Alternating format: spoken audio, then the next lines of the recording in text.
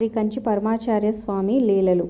ఈ వీడియో చివరి వరకు చూడండి. నచ్చితే ఒక లైక్ చేసి మా ఛానల్ ఎంకరేజ్ చేయండి, మీ ఫ్రెండ్స్కి షేర్ చేయండి. మరిన్ని వీడియోస్ కోసం సబ్స్క్రైబ్ చేసుకోండి. మహాస్వామి ఖురాన్. సుమారు 10-12 సంవత్సరాల క్రితం ఒక మహమ్మదీయుడు నా క్లినిక్కు వచ్చాడు. నా గదిలో ఉన్న పరమాచార్య స్వామివారి చిత్రపటం చూసి భక్తితో తల వంచి స్వామివారి పటానికి నమస్కరించి, మహాస్వామివారు చాలా గొప్పవారు, వారు నడిచే దేవుడు అని అన్నాడు. నాకు చాలా ఆశ్చర్యమేసి, నీకు మహాస్వామి వారి గురించి ఎలా తెలుసు అని అడిగాడు.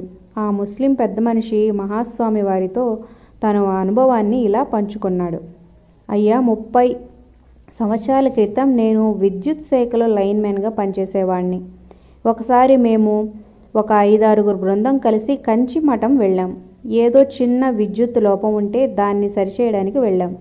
అక్కడ కూర్చున్న మహాస్వామి వారు చేతితో సైగ చేసి నన్ను దగ్గరికి రమ్మన్నారు. నేను వెళ్ళి వారి ముందు నిల్చున్నాను. రోజు 5 పూట్ల నమాజ్ చేస్తున్నావా అని అడిగారు.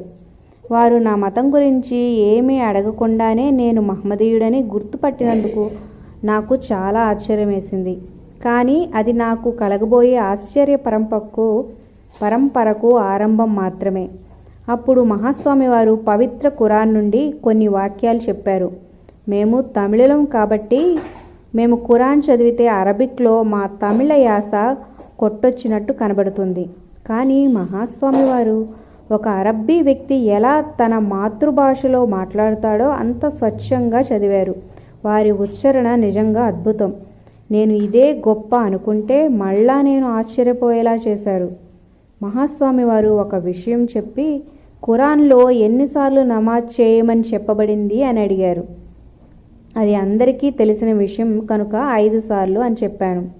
అప్పుడు మహాస్వామి వారు స్థానిక కాజీ దగ్గరికి వెళ్ళి అడిగి తెలుసుకొని రమ్మన్నారు. నేను కనుక్కొని వచ్చి వారితో అదే చెప్పాను. కానీ స్వామివారు నన్ను మద్రాసులో ఉన్న ప్రధాన కాజీని కలిసి వారిని అడిగి తెలుసుకొని రమ్మని చెప్పారు. ఆయన 5 సార్లు అని చెప్పడమే కాకుండా ఇటువంటి పనికిమాలిన ప్రశ్న అడిగినందుకు నాకు చివాట్లు పెట్టి పంపించారు. స్వామివారికి నేను అదే చెప్పాను. ఒక అద్భుతం జరిగింది. మహాస్వామి వారు ఒక ఖురాన్ తెప్పించి వెంటనే ఒక పేజీని తీసి నాకు చూపిస్తూ దాన్ని చదువుతూ, ఖురాన్లో రోజుకు 6 సార్లు ప్రార్థన చెయ్యమని ఉంది అని చెప్పారు. కానీ 6వసారి చేసే ప్రార్థన రాత్రి 11:30 చెయ్యాలి. కాబట్టి దాన్ని చాలామంది వదిలేశారు. అప్పుడు స్వామివారు, నువ్వు ఇక నుండి 6 సార్లు చేస్తే ఫలితం బాగా ఉంటుంది అని చెప్పారు. ఇది నిజం. స్వామివారు చెప్పింది అక్షర సత్యం. నేను విద్యుత్ శాఖలో ఎగ్జిక్యూటివ్ ఇంజనీర్గా రిటైర్ అయ్యాను. మళ్ళా నేను ఎప్పుడైనా పని మీద కామాక్షి అమ్మవారి దేవస్థానానికి వెళ్తే మహాస్వామి వారు నన్ను గుర్తుపట్టి నేను ఎన్నిసార్లు నమాజ్ చేస్తున్నానో కనుక్కునేవారు. ఏమి మహాస్వామి వారి విజ్ఞానం! వారు నడిచే ఎన్సైక్లోపీడియా.